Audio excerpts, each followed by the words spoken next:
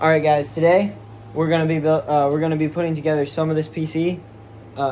We got motherboard, RAM, 32 gigs, Ryzen 5 5500, and we're gonna be basically putting the motherboard and CPU in and showing you guys how to put the motherboard in and storage and everything. So let's get right into it.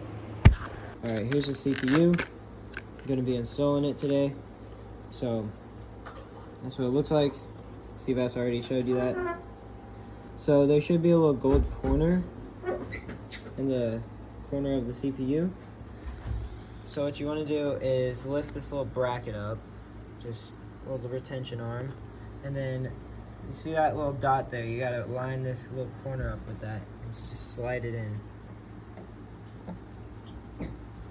Jimmy it around, and once you feel it not moving at all, it should be set in its socket. And once you do that, Yeah, you just this is not push down. This is being weird. It's not in there. Yeah, it is. It is? That's seated. Alright. And push down. Make sure it clicks.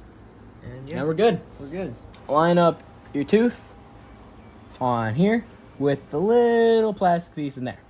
If you don't do that, she just doesn't go in. It might be hard if you're trying to do 4 sticks and you already installed your CPU cooler like this, how we did, but you can slide it in. And both sides, finger, and just press down till you hear it click. Just like that.